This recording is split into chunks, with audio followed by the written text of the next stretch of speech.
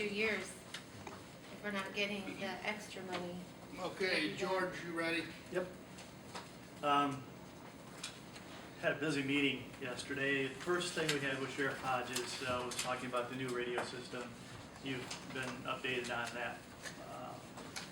Probably, we kind of talked about it a little bit, that there's a good possibility that we could use CEDAT funds for next year for that if need be.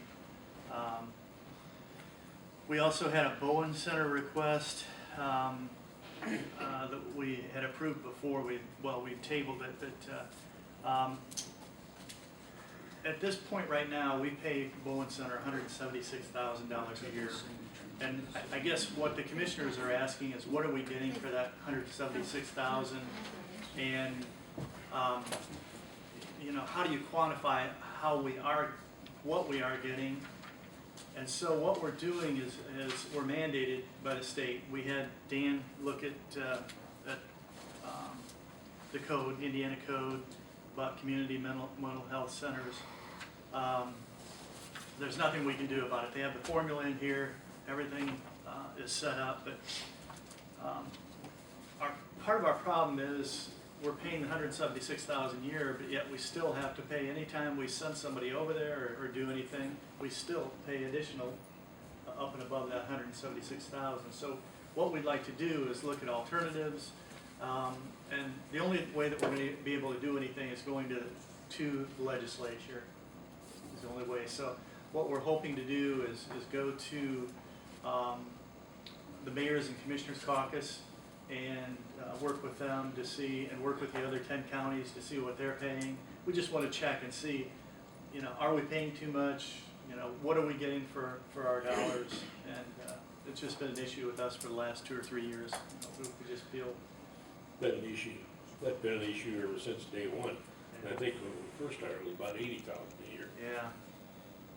And with that formula, it's tied to the consumer price index, I think. Growth quotient, Growth quotient is the what. same amount that we're allowed to raise our assessed value, or our levies. And so every year it just keeps going up, and it's a mandate for us. But I'm not sure. They had some great lobbyists back then, and I think we're paying for it.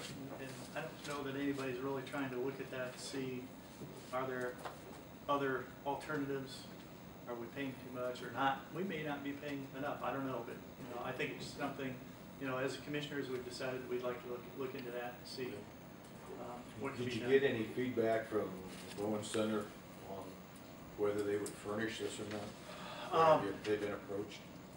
No, they haven't this year. Last year we approached them. We told them that we wanted a report, and they did have a report. But basically, they told us how many people. They're really, with the HIPAA laws, you really can't.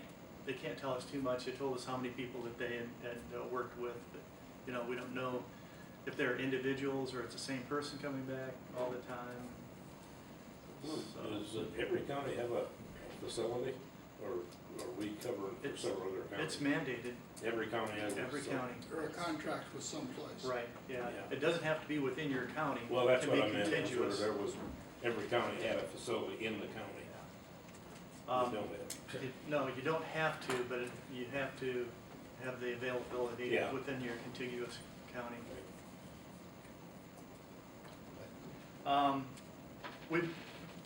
As commissioners, we've been working for the last 3-4 months on health insurance, and we've had quite a few meetings. We've had called meetings with our providers, which is AGA is our third-party provider, and Chad Birch, which is Phillips Financial.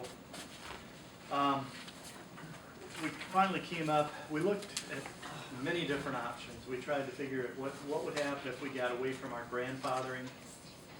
So, you know, every year we try to stay under the grandfather clause because it was beneficial to us. We looked at it again this year, and there was quite a bit of, with the Obamacare, so many things in the air, but if we would go away from our grandfathering, which means if we would raise our employee benefits or employee contributions more than what there's I think that is a consumer price index on that Yeah, one. I think so. Okay, Yep. if we raise it more than CPI, then what happens is we get ungrandfathered, and then clinical trials we'd have to pay for, experimental drugs we'd have to pay for through our insurance.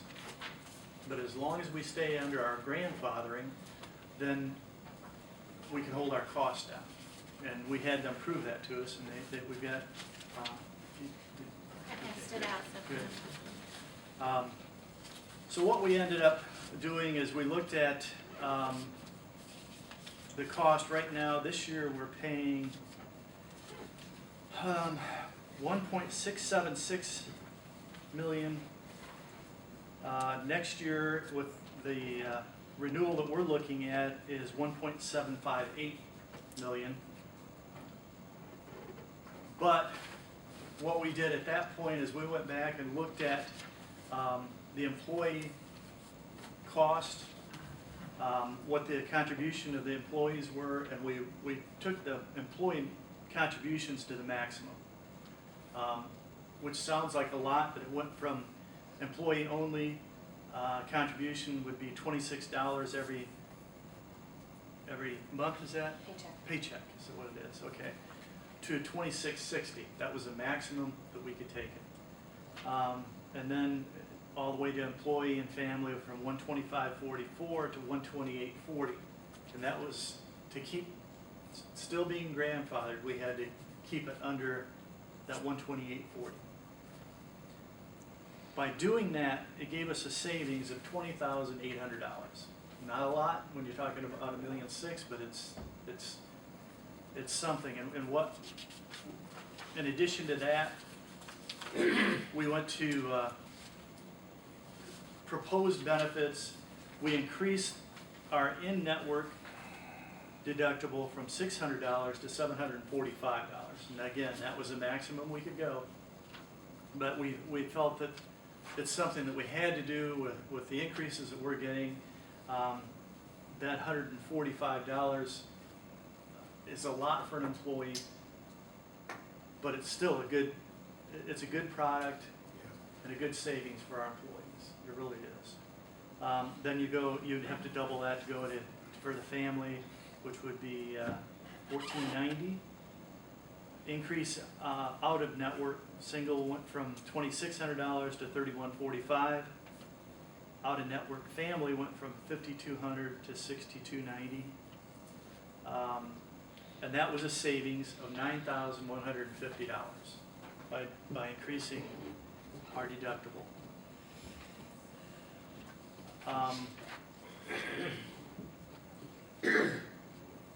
We also increased the in-network single out-of-pocket from $2,000 to $2,450. In-network family went from $4,000 to $4,980.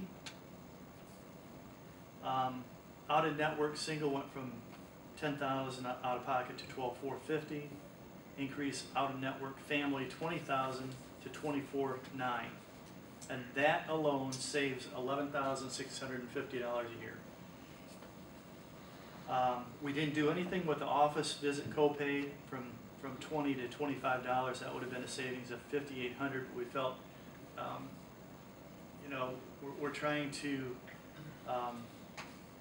encourage our employees for the wellness program, and we left that there. Retail generic copay, we left generic at $15 for the simple fact that we want to encourage everybody to use a generic and not the brand. We did increase the retail brand copay from $30 to $35, and the mail order brand copay from $60 to $70. And that was a savings of $8,100. So net cost to us after this year, when we get our increase, is going to be $4,885. So we felt pretty good about Yeah, that. that's a lot better than expected. Oh, yeah. But we really went through everything with a fine-tooth comb, but we felt we were fair to our employees. If you looked at that, we really didn't raise things tremendously, but you know, especially with Obamacare coming up, we have no idea what's gonna happen, so we had to do whatever we could do to get some savings. Now, George, when you have discussions on these things, do you ever talk to somebody like United Healthcare? I see Kosciuszko has. Do you talk to other firms other than Signature? Yeah, we do. We have Phillips Healthcare, or is it Phillips Financial, I think is what. Phillips Financial. Chad Birch is who we go through. Chad actually went to Signature Care, he went to Proclaim, he went to, I think there were, was it Proclaim? He said that Anthem and Blue Cross Blue Shield were not competitive enough for us Yeah. at this point. He works with all of them, and so he picks and chooses for us and then gives us 2 to 3 to pick from. Another question, maybe this is for Pam. Should a person on our plan decide to go to Lutheran instead of Parkview, what do you pay different? There would be an out-of-pocket or out-of-network fee, and instead of the 80%, there'd be 50%. So is that much difference? It is a big difference Huge when you go out-of-network, yeah. It's a big difference. I can tell you right now, our ending amount in the fund, as of 5/3/2013, is $17,105, but we had a pretty big hit in claims in April of $193,000. We've got a couple of big issues out there that we're watching, but there's nothing that we can do. Sure. Yeah. And she said, that's the trust, the The fund. trust. Yeah. Right. So we're down, we normally like to keep that trust fund at 250. They recommend 350 now, and we're at 17,000.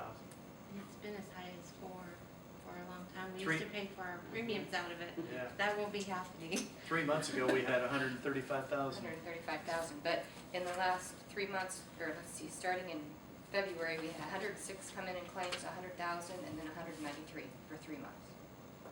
For January, February, March, And those are the ones that are over the, over the 60,000. Over the Aggregate. 60, yeah. Right. Jim, is this in the commissioner's budget? Or didn't we take it out? It And will- put it back in? Cadget, it's in their Cadget budget. So again, our total cost, our fixed cost is gonna be $1,758,588.60 minus, well, actually, it's gonna be minus the 77,000. So we'll be at, again, The difference. a difference of 48.85 from this year to next year.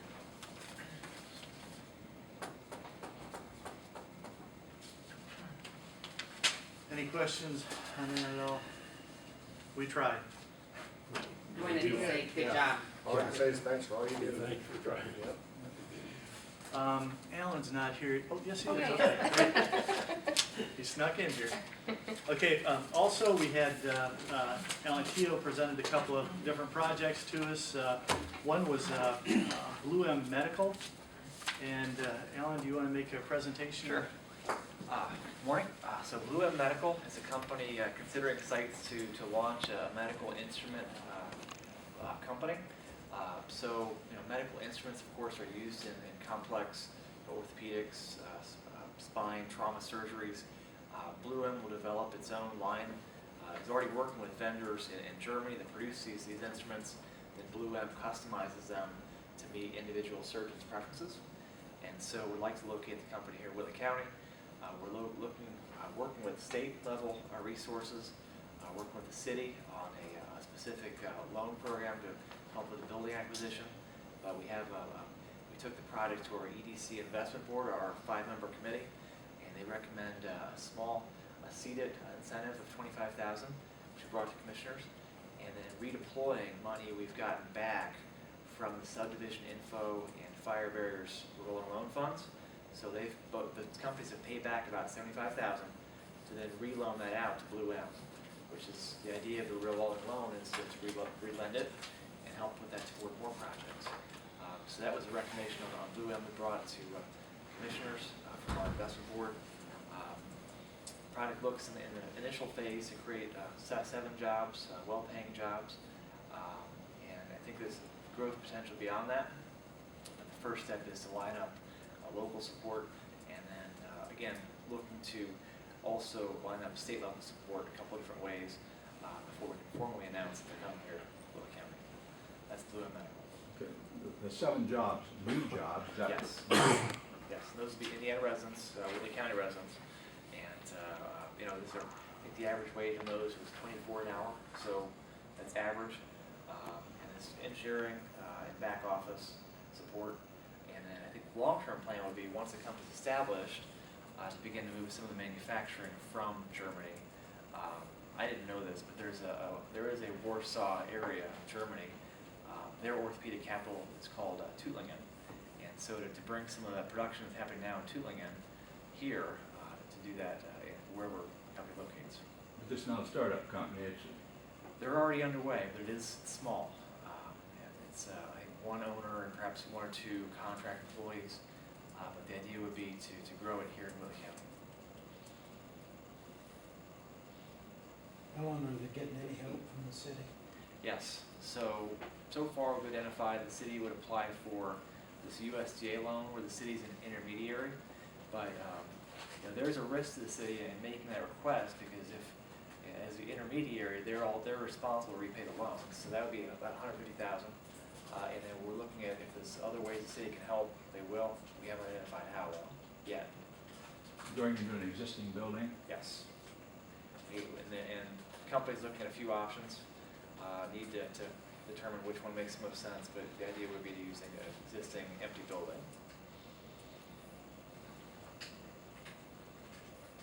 Well, I make a motion that we approve the $25,000 and $75,000 at the revolving loan fund for Blue M Medical. I'll second that motion. Moved and seconded. Any other questions or discussion? Hearing none, all in favor, raise your right hand. Opposed, same. Okay. And that will come out of off-site, on-site, seat funds. You're leaving what kind of a balance, Johnny? I had Just 200. roughly. Right, 200,000. Yeah. I think that's the first request this year.